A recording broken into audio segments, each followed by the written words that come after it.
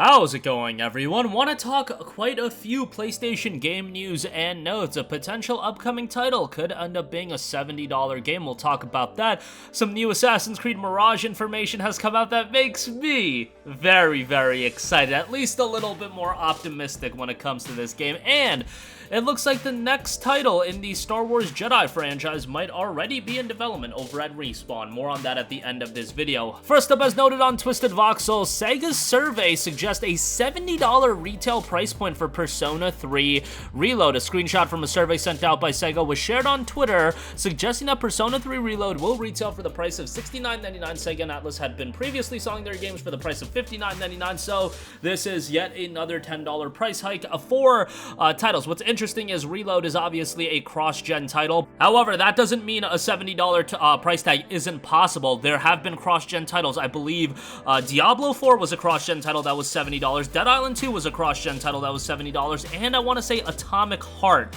was a cross-gen game that was also, in fact, $70. So that's going to be something more and more common. I get it that we are also phasing out cross-gen games, but the cross-gen games that are left, it looks like more and more of them are going to go with the $70 price tag. There were titles like Street Fighter 6, however, that did go with the $60 price tag. It will be interesting with Persona 3. This game is also on Xbox Game Pass, and with the $70 price point for games, that just makes Game Pass even more advantageous if you do have an Xbox or a PC.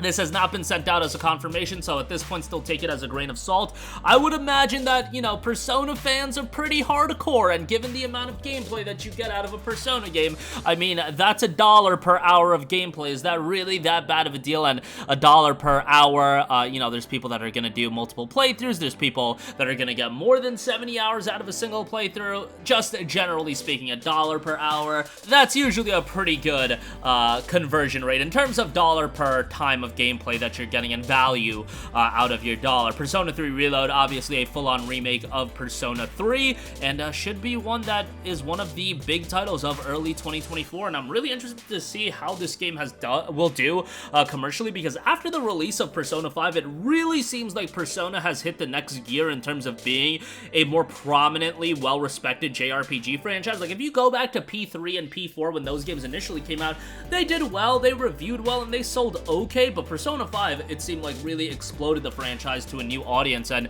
I want to see if that translates into Persona 3. I have a feeling that it's going to do pretty darn well, and given that they're already getting a nice little check from Microsoft with Xbox Game Pass, you factor that in, you factor the game probably selling fairly well, even though it's not on Nintendo Switch, which I find a little bit surprising, but maybe that'll be something they announce later, but I think the game is ultimately going to do pretty darn well. Alright, moving on from that, I've been very vocal about my opinions of Assassin's Creed, and with Assassin's Creed Mirage, it does seem like it's a return to what I enjoyed about Assassin's Creed. A brand new statement from Stefan Budin noted this. Assassin's Creed Mirage's creative director commented, "The story of Mirage follows his evolution from apprentice to mentor, a journey that's reflected in the game's systems. There's no XP-based progression in Mirage. Instead, progression is linear and story-driven. As you follow the story and complete missions, your rank increases within the Brotherhood, giving you new opportunities for missions, outfits, and tools." That sounds like more of an Assassin's Creed title of old, and something that I am gonna be all for. Look, I get why a lot of people enjoy AC Origins, AC Odyssey, and AC Valhalla. Those games are gargantuan with a lot of content to them. You can spend hours upon hours and upon hours with those games, and hell, there's probably people that bought AC Valhalla back in 2020 as one of their launch games on their PlayStation 5 and are still playing that game to this day just with the sheer amount of content and updates and expansions and everything like that. For me, I prefer a more streamlined Assassin's Creed title. Yes, it's still got a world that's explorable, you can find things, you can do side quests, etc., but it's also a bit more streamlined, and it's focused on telling a coherent narrative in a shorter span of game time. We're talking Assassin's Creed 2, how many hours were we spending in that game? 20 hours, 25, maybe more if you were going for the 100%, but, that's the style of experience I like, sinking in 100 hours into some of these Assassin's Creed games, even 50, 60, 70 hours,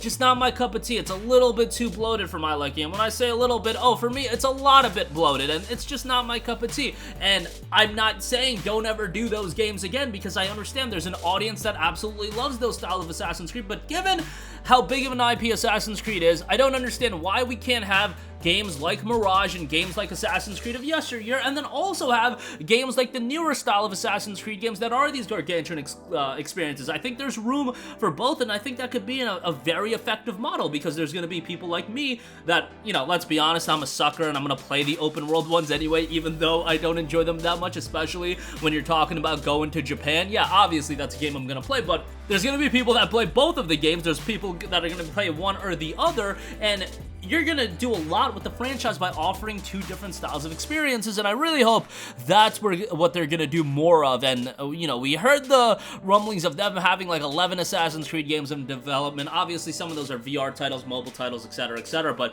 an AC4 Black Flag remake, you've got AC Red, and all of these other titles. It is still one of the more consistent franchises in all of gaming. It's not a 5 to 7 year turnaround period for every Assassin's Creed games. When did Origins come out? I think Origins was 2017, I think Odyssey was 2018 or 2019, and then Valhalla was 2020, so they're still getting these games out very, very consistently, and now we have Mirage a few years later after Valhalla, so you're getting a lot of Assassin's Creed content. It seems like it's the one IP that Ubisoft can really rely on, and it seems like it still resonates with a large number of people. Lastly, I do want to note, it looks like the next Star Wars Jedi is already in the works, as a new job listing would suggest as so. The new job ad from Respawn Entertainment is for a principal game writer that embraces the studio's philosophy to help them create an incredible Star Wars experience for our players in a fun third-person action-adventure setting. So obviously, that seems like a follow-up to Star Wars Jedi Survivor. Now, I don't want to get into spoilers of Jedi Survivor, but Jedi Survivor, obviously, at the end of the game, it looks like there's a lot of room for potential directions with the game, and I think, you know, how Jedi Survivor ended, I immediately was throwing out ideas to my friends that were playing the game and completed the game of where the franchise could go, and I think everybody kind of came to the same conclusion about one of the key elements that we could see in a potential third game, as Cal is becoming this more mature Jedi. Again, I highly recommend everybody to go play the game, even with its technical limitations. I think the game is absolutely outstanding. I really did enjoy my time with the game. And a third title, given that Respawn, I mean, they got out Jedi Survivor in today's climate. Jedi Fallen Order came out in fall of 2019, Jedi Survivor early 2023. Given the world isn't in hell anymore, I could see, you know, the next Star Wars Jedi title, maybe fall of 2026, sometime in 2026. And again, given today's environment, that's a pretty quick turnaround, all things considered, and maybe something that will be more commonplace in gaming. I don't know, I'm not trying to rush any, you know, big game releases out, but and Jedi Survivor did come out with its fair share of issues, so keep that in mind as well. While it did come out in 3.5 years after Fallen Order, it had its fair share of issues at launch, and still, to this day, I believe. But it's obviously playable. It's more than playable. Even on PC, in my experience now, it's definitely playable, but definitely had some issues at launch. But that is going to do it for me. Again, a potential $70 price tag for Persona 3 Reload. We'll see if that comes to fruition. Assassin's Creed Mirage might be the Assassin's Creed game for me and people like me that have been wanting an older style AC game, and the next Star Wars Jedi seemingly already in development. Maybe a 2026, early 27 release window on that. That's what I'm thinking. That'll do it for me. Sound off with all of your thoughts in the comments section down below. Thank you for watching, and goodbye. Hey guys, we hope you enjoyed the video, and if you did, make sure to hit the subscribe button, and if you're already subscribed, do us a favor and hit the bell icon. This way you'll be notified whenever we post a new video. That's the best way to keep up with all of our uploads, and we usually try to upload 2 videos a day. And with the bell icon hit, you'll be notified whenever we do upload a video. As always, thanks for watching.